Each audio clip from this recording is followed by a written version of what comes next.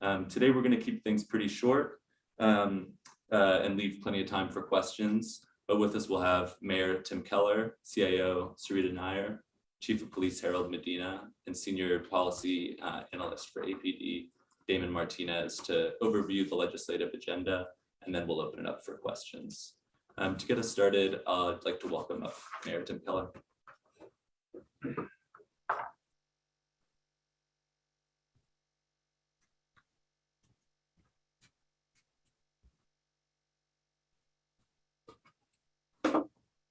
Okay, well, good afternoon. And I want to begin by saying, obviously, we're gathering because we are in session, and this session is extremely important for the city of Albuquerque and for the state of New Mexico. We know there's lots of things going on with respect to budget and so forth, but obviously, crime has to be our top priority. And for us, this is something we've been building. Is the criminal justice system broken?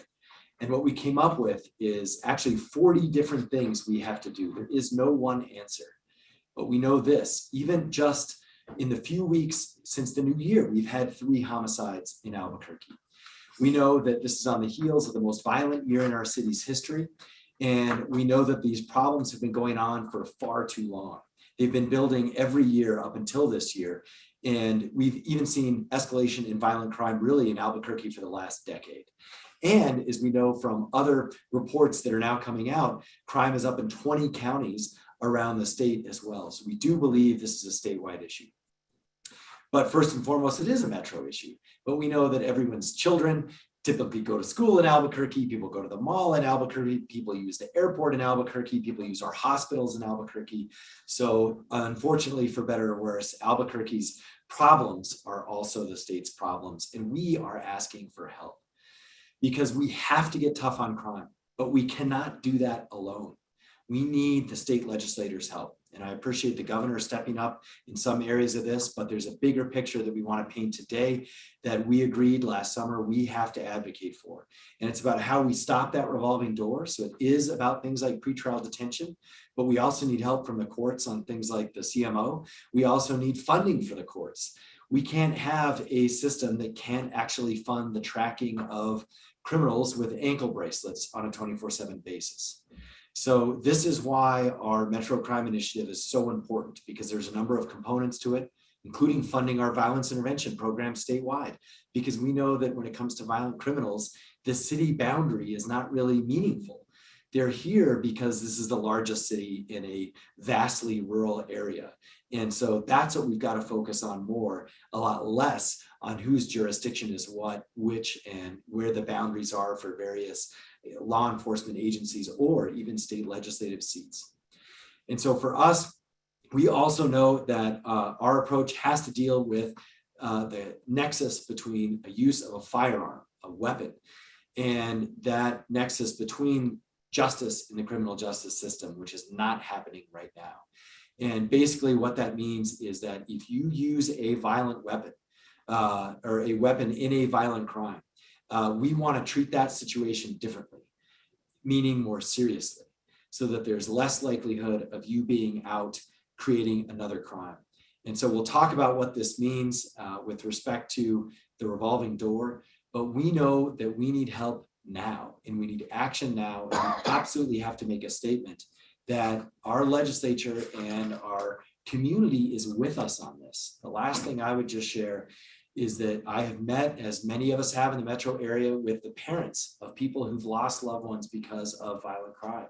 And they're fed up with it. They're fed up with the studies, the finger pointing, and the talk. They just want action. And that's what we have to have in this session. And that's what we're committed to with our respective efforts at APD and at the city of Albuquerque. So with that, I'll hand it back over, I think, to Babak to walk us through who's next.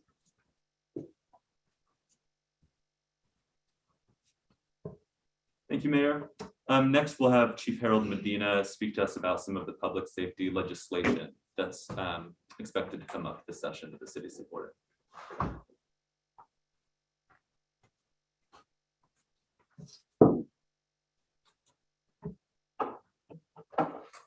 Good afternoon, everybody. I want to thank you for being here this afternoon and hearing some of the concerns that we have and some of the things that we're trying to accomplish.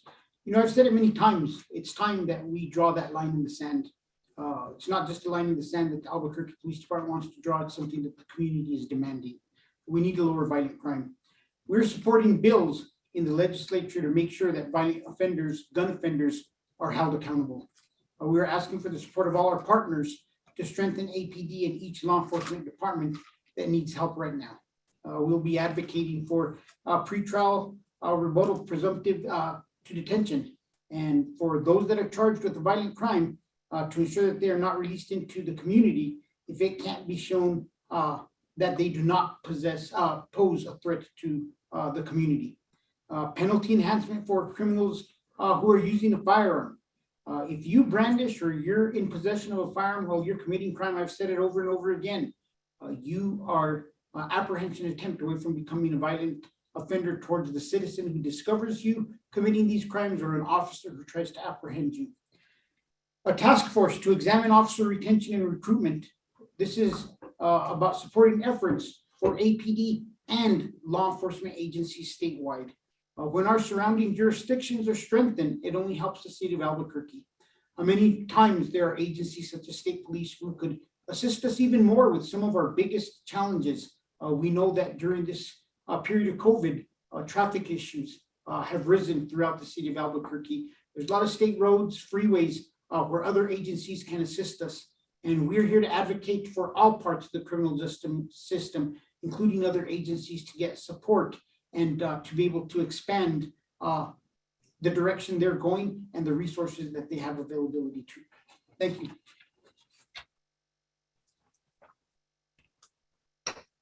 Thank you, Chief. I'd like to invite Senior Policy Advisor for APD, Damon Martinez, to speak about some of the investments in public safety the city's pursuing. Good afternoon. Albuquerque's public safety infrastructure technology has been decades behind for too long. With the leadership of the mayor, he has turned it around in the past 4 years with $80 million of technology investment. We are going back to the legislature for 3 more things, specifically to modernize the APD main building and APD Academy. Also, mobile speed enforcement technology and citywide expansion of street lighting.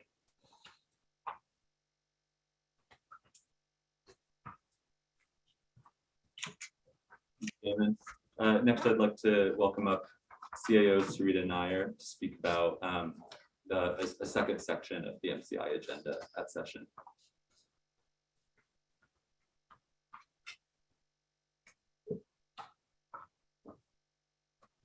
Hi, everybody. Thanks for being here today. A lot of attention has been in the paper recently about some of the legislation that deals with policy change and so forth to address violent crime. Less attention has come to the other key parts of this agenda, and they all work together. We all know that there's not one silver bullet that's going to fix the entire criminal justice system. So I'm going to talk about a few of those other programs that have gotten less attention but are equally important parts of the MCI agenda. First is expanding the Violence Intervention Program, or VIP. The City of Albuquerque launched this program in 2020, and this involves directly going to people who are most likely to commit violent crime, either because of their association with a group or gang, or because they've recently been involved in a series of events like being attacked by a rival gang that makes them likely to commit a crime themselves. And by getting these folks support, counseling, the resources they need, and also letting them know that enforcement is aware that they are at high risk for committing violent crime, less than 5% of our VIP participants have reoffended. That's an amazing statistic. And we want to see that program not only fully funded here in Albuquerque, but also expanded statewide. So there's 2 different pieces of legislation for that. We also support the examination of gun violence as a public health issue, which I know that just kind of sounds like gun violence is somehow related to COVID, but it's not. It's about public health is all about moving upstream and understanding the contributing factors that make someone engage in a behavior. And for gun violence, that means understanding the underlying issues like trauma, poverty, addiction that are leading to the spiking gun crimes that we're seeing. We have to invest money in researching this at the state level. And this is also the time for bold investments in our behavioral health system, which, as we all know, was systematically dismantled in 2013. These are going to have really lasting impacts in our community, and they include the Gibson Health Complex, which would have a sobering center and a medical respite center in addition to emergency shelter beds. It includes $25 million to expand affordable housing, $15 million to rehab supportive housing, where you pair housing with services, creating that 24/7 sobering center to accompany the Care Campus, which is a great program, but not enough for our community. And we're also supporting our partners' asks to increase the staffing in the court system, especially specialty courts, for increasing outpatient treatment for individuals returning from incarceration, for adequately funding the GPS and all other pretrial monitoring systems.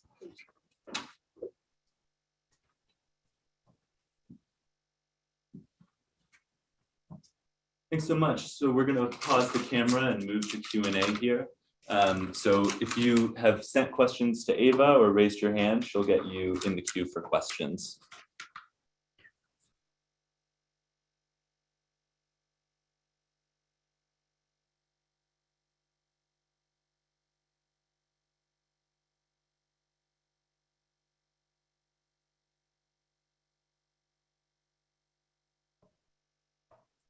Ava, go ahead.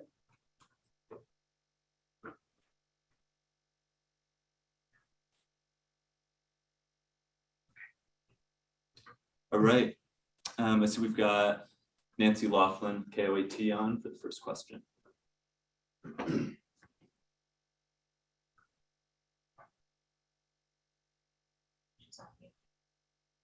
Nancy, are you on mute there?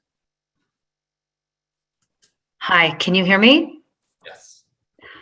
There is a man by the name of Andrew Orozco. He is on the Santa Fe County Sheriff's Department's Facebook page, and APD helped with his arrest. And according to the Sheriff's Department, he is a convicted felon, and they arrested him and they found fentanyl, cocaine, crack, pot, $7,000 in cash, guns, and a bulletproof vest. And he was arrested on the 19th.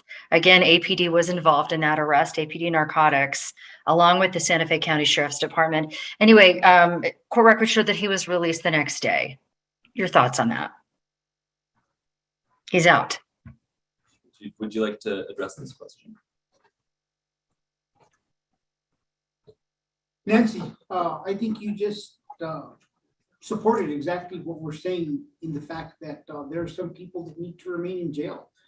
You just described a drug dealer. You described somebody who we've seen an increase in homicides over the past year related to drug transactions. And this individual, number one, has a large sum of money. It sounds like the individual has distribution amounts of narcotics, and the individual is carrying a gun for a reason. And too many times we've seen individuals killed over $20, $40 debts that are conducted or owed because of a drug transaction. That is exactly why we need to change the direction that our state is going and draw that line in the sand. Individuals such as the one you just spoke about should be in jail and should remain in jail until trial because they are a danger to the community. Chief, my next question is, for years, I have seen law enforcement and victims talk to lawmakers and ask for changes with the laws, and nothing, they don't pass. You know, Nancy, I myself have gone to Santa Fe for years, but I think that we're at a troubling time that crime, especially violent crime, has got to a level that our citizens are fed up. And I think they've made their voice heard very well, that they demand change. I think that this has been addressed from every level. Just last week, I saw the governor of the state of New Mexico, the mayor of the city of Albuquerque, the attorney general, the DA, and Mayor Keller's concept of bringing all the key players together in MCI is what helps drive these partnerships and uniting in one voice and making sure that the state legislature hears it and understands that they're speaking as representatives of the people, and the people want change and the people want safety. And I hope that everybody in Santa Fe is listening clearly to what is being funneled to them through their representatives, that we need to get tough on crime and that we need to draw that line in the sand that's going to keep the citizens of this state safe.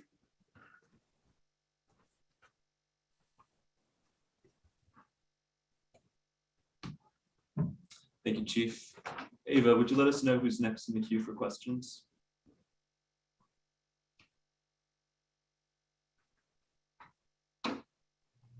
Right. So we've got Ryan Laughlin on. Ryan, please go ahead.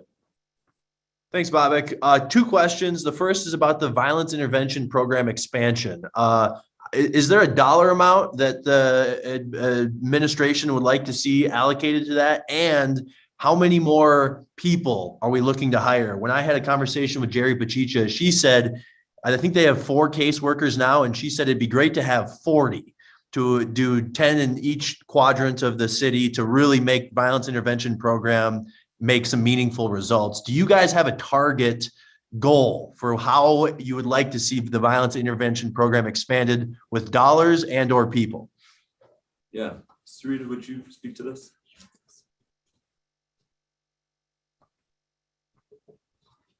Thanks for the question, Ryan. So totally agree with Jerry's analysis. We know the impact that we've been able to have with the existing set of caseworkers and law enforcement officers who are working on this program. But we really do believe that increasing it by about tenfold is probably what we need to really move the needle on violence in the city. So our request to the legislature this year is $2 million for the Albuquerque program. And in addition, we'll be adding money from our local budget in this budget cycle. And a new feature of the VIP program that's coming online, we actually have folks working on it now, is the Trauma Recovery Center. And that will be located in the Gibson Health Complex. But the idea there is really having that place to catch folks in that moment when they've experienced gun crime, when they might be likely to retaliate, and having a place where they can go to get those services. It's not an inpatient facility, but a central location where case managers and folks who can help them move through that trauma will be located. So our capital request for, we also have some capital requests related to that and with the state as part of our larger Gibson Health Hub request. Thanks, Sarita. And I have one follow-up question that's in a similar vein. Is the ask from the legislature or then the funding, is there anything going to the Albuquerque community safety? This was an exciting idea, and I still think it's in its infancy, but having people respond to calls that are not best suited for police. I think when we talk about violent crime, we can't ignore, as Nancy just mentioned, the nexus between drugs and addiction with violent crime. Can you give us an update on where things are at with the Albuquerque community safety and if that's at all tied into the Metro Crime Initiative and the funding that we're seeking? Thank you. Thank you, Ryan. Also another great question. So the Albuquerque Community Safety Department launched in September. They hired their first set of behavioral health responders. They are taking calls off the plates of police where we can get the right response at the right time. It's actually, knock on wood, been a really amazing rollout for the past few months. First, we started with our behavioral health responders, and now our community responders who are going out to calls like abandoned vehicles and needle pickup are starting to come online, and we're seeing the effects in a reduced burden on law enforcement, but also a really strong working relationship with the fire department and with better outcomes for the people that we're encountering because we're actually getting them to the services they need. The primary funding source for that is the general fund, and we plan to ask for money in this year's budget to pretty much double the size of that department. We think we can do it. We've got proof of concept. And fundamentally, we believe that this should be funded just like all the other core public safety departments. We have this as a full sort of cabinet level first responder department. The ask to the legislature relates to the capital for a facility that they intend to construct in the Catherine San Mateo region, which would be the headquarters for the expanded ACS department. Right now, they're on the first floor of City Hall. They have a great facility, but as we add responders and cars, we're going to need more room. So we do have a capital ask in for that facility. And sorry, Sarita, one more. You said that they've taken some calls from police, limiting the burden on APD. Is there any way to quantify that in the early going so far? There absolutely is. We can get you those stats afterwards. I don't want to give you bad numbers, but I think they're averaging about 13, 14 calls a day. And that's without being fully built out to a 24/7 model. And so when we look at the response, the create to clear time on those calls when police go out, it's about 2-3 hours for those calls to be cleared. So if you multiply that, you can really see how there's an immediate impact on the police officers and their ability to respond to the real crimes. Thank you.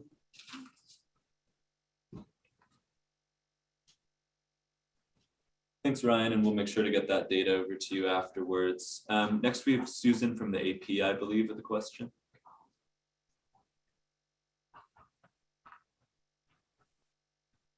Yes, thank you for taking our questions this afternoon.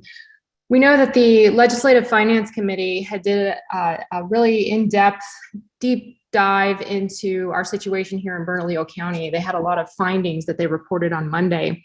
So I was hoping maybe the chief or Ms. Nair could fill us in on the city's perspective about this. They talked a lot about the accountability gap as we see crime rates increasing and yet arrests and prosecutions and thus convictions not keeping pace with that. So, any response to those LFC findings? Sure. Sarita, would you like to speak to it?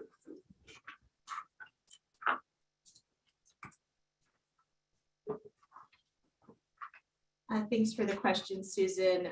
We got the report at the same time as everyone else, but a few things jumped out right away. First of all, we're just not going to engage in this piecemeal whack-a-mole approach to looking at the criminal justice system anymore.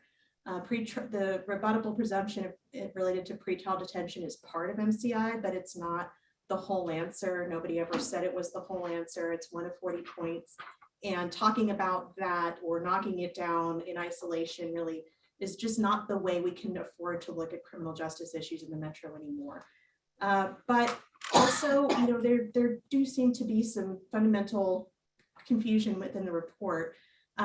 First of all, the collapse of the criminal justice system here in the metro didn't happen overnight.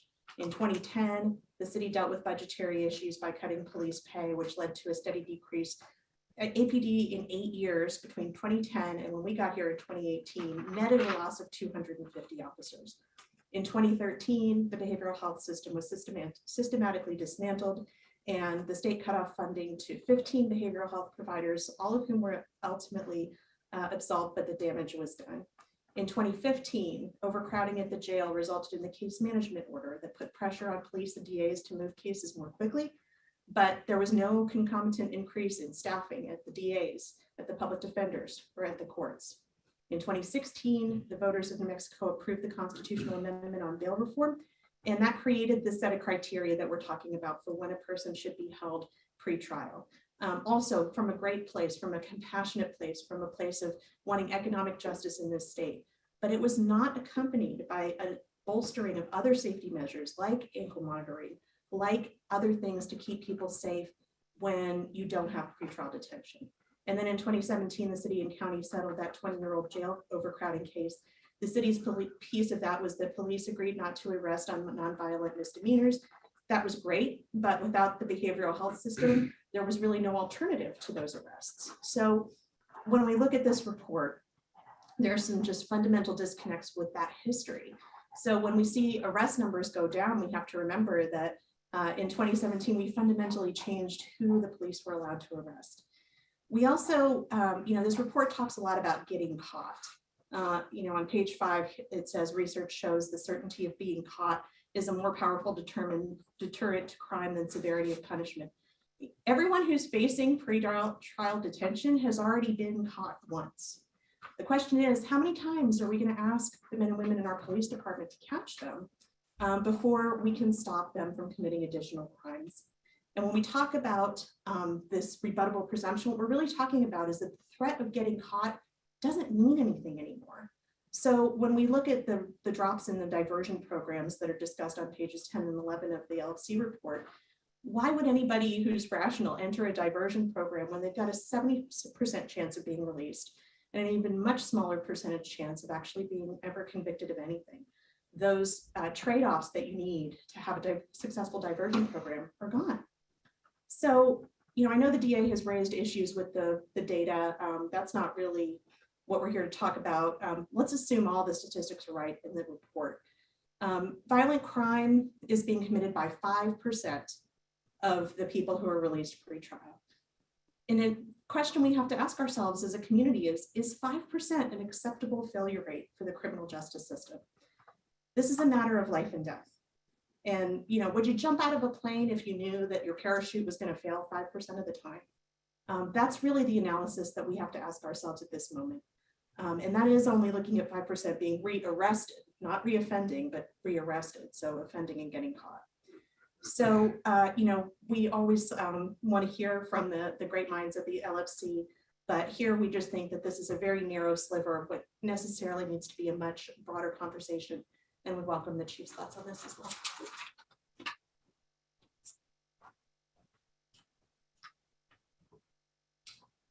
You know, for months I've talked about accountability to the whole system.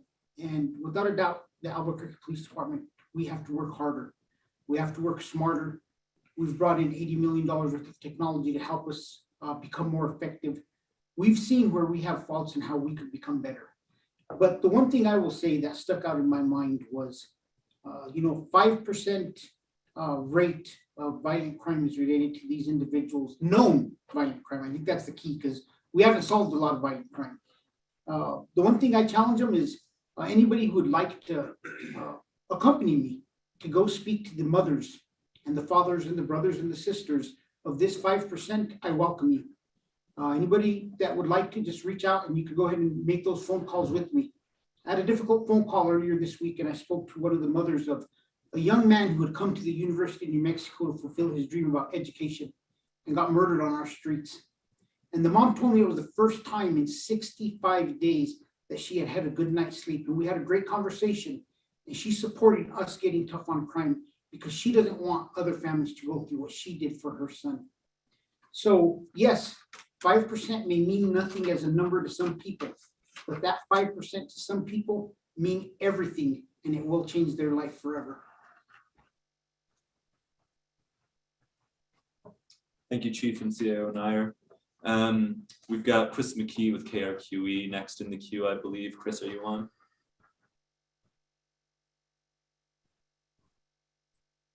Thanks, Chris. Go ahead and ask your question. All right. Thank you very much. I had a broad question to just kind of capture a sense of, I guess, the feeling going into the start of this session here. The chief certainly was alluding to this moment right now with the respects of what crime is doing to the community being sort of a tipping point.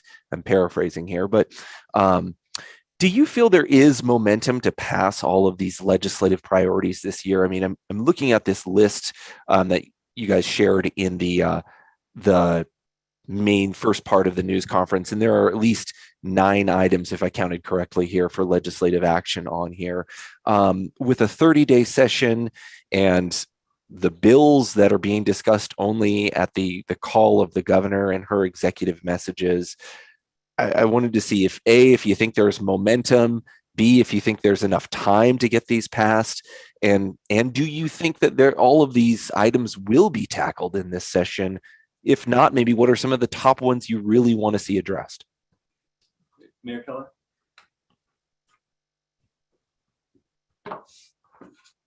Well, let me first acknowledge that there absolutely is momentum. There is more momentum for this session than I've ever seen for crime in my time in public service. And, you know, as a reminder, I spent 6 years in the Senate. And we have never seen a situation where 3 things are coming together. Number one, crime is the highest it has been. Number 2, there's willingness on behalf of the governor's office and legislators from both parties to address this issue. They've all been in general clear about that. And number 3 is funding is not an issue, at least mathematically. And this is what is a major game changer. I mean, we have a multi-billion-dollar surplus, and we can and should use that money to fight crime, whether it's in the court system, whether it's in the parole system, or whether it's in law enforcement directly. This is the first year you cannot use money as an excuse. That is what is very different. Now, I do want to speak to the time issue, the structural issue, a 30-day session with, you know, specific rules about what can happen and what can't. Here's the message from Albuquerque. This has to be fixed. So if you can't get it done in 30 days, there should be a special session. I've been calling for a special session on crime for 9 months. And if we can't get it done now, that's okay. That's why our state constitution has a process to deal with urgent issues. And it would be a special session and it should be on crime. That's what we should do if these measures don't pass. Thank you. And just one follow-up to that. I know there has been some discussion that there's maybe some resistance for a few of these crime-related matters. Specifically, I'm thinking of the rebuttable presumption statute. Do you have a feeling, though, that perhaps those things can be worked out? Yeah, I know that seemingly there is a lot of momentum, but a lot of times it feels like in the legislature, it takes one sort of person in the right position to show a little bit of opposition for that bill to not make it out of committee or for things to get derailed. So with that opposition in mind, I guess the question being, do you think that that is something that can be worked through, or will that be a significant challenge here? Well, there's always a challenge when you're trying to pass things in the legislature. And, again, back when I was a senator, I mean, we each have filibuster powers. So, you can block anything you want at the end of the day. And that leads me to, I think, just what our hope is. Our hope is that we at least get a full vote in whatever committee or floor on all of these issues. And if they don't pass, they don't pass. That's why we have a legislature. What we don't want is procedure to be used as an excuse, or for time to be used as an excuse. If you don't like something, just vote against it. That's fine. That's how it should work. And so that's our only ask, is that we just allow the votes to be taken in a timely manner. Thank you.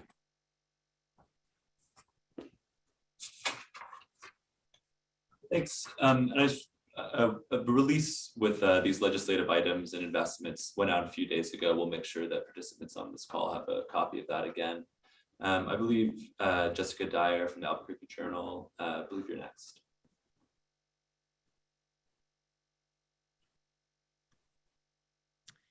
Yeah, can you hear me okay? We can. Okay, so I know you guys are talking big picture, lots of pieces of legislation that all work together, but on the rebuttable presumption bill, that you are talking about keeping more people behind bars. And given the understaffing at the county jail and a lot of other issues going on there, are you at all concerned about keeping more people without convictions behind bars? I mean, there's a case backlog in the courts. Is there any legislation that addresses the jail in any way that is going to maybe improve conditions there that works in concert with all these other matters? Chief, would you like to speak to that?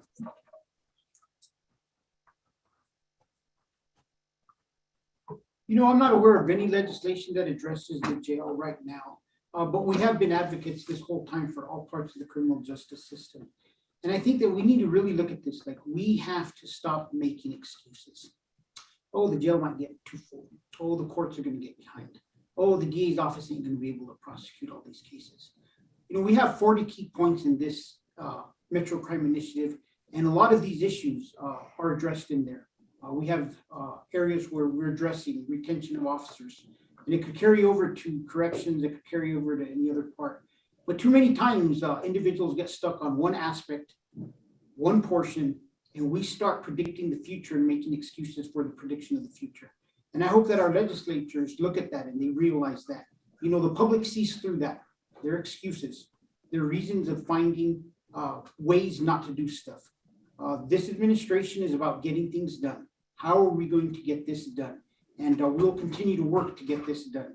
And if the jail gets overstaffed at some point or overfilled, then we need to meet with Metro Court to look at low-level offenders that we could streamline processes and diversions. When we get there, we'll do that. We have a great relationship, and they've actually brought ideas to the table if something like this were to occur that we could implement. So I hope that we don't continue down this path of these are the excuses of why we can't do it, and let's start looking at how we can get this done. I do have another question if I can ask it. The mobile speed enforcement, how much are you asking for? When is that going to be in place? And I thought the program was supposed to pay for itself.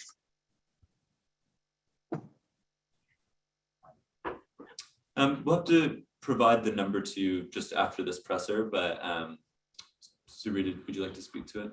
Thanks.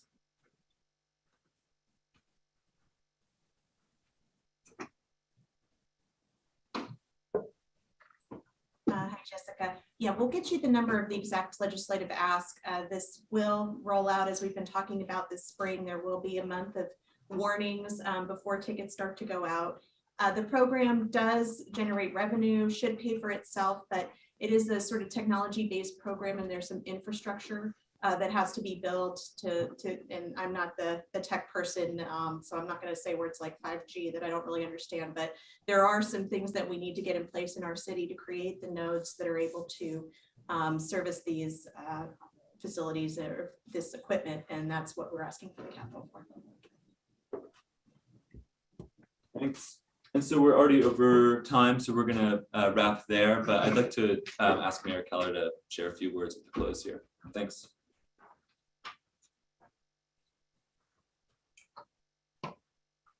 I would just add, I think, two broad points when we think about this session and what's at stake. Number one is we agree on some truths. We agree that we absolutely have to do something about the rise in violent crime in New Mexico. We also agree that our criminal justice system is not working. And so all we are asking is for action to be taken in those two areas. And there is room for other ideas. We're totally open to that. But what we cannot have is just, well, there's a tiny reason why we should wait on something. That has been holding us back for a decade. That is part of the problem. It's always easier to say no for some small ticky-tack reason than it is to actually move forward. And that's what we need this session. People have to honor the commitment to fix a criminal justice system. They have to honor the commitment to do something against crime, not honor the commitment to find a way not to do something. And I know even when I was there, we did that every single year when I was there. We found ways not to help fight crime. And so that's what's got to change this session. And I think the last thing that I would just add is that when we think about all the things that we have to do, we want to acknowledge we all have roles to play. I need city council's help on certain things. We've had APD do a lot of different things. We've changed how we work with the DA. We're trying to work with the courts on things that they need, especially funding. And so it's a responsibility we all have to bear, but the responsibility is to actually come up with an answer, not just find a way to say no. That's the easy way out. And that's what we're not going to tolerate. That's where we need accountable this year, is to find answers, not take the easy way out and explain why we shouldn't do something. So I think lastly, the general notion too of this reform process that we've been through in 10 years, as Sarita outlined, really 12 years, whether it's gaps in behavioral health system or it is bail reform and so forth. We're just saying the system should be tweaked a little bit. We're just saying that it's not working. And that's all we're asking. It's not a huge change to tweak a tiny rebuttable presumption for violent individuals who use a firearm, right? We still believe in the broader concept and want to stick with it. And so I think that's also important too. We're talking about taking a pendulum that has swung too far and just moving it a little bit that way.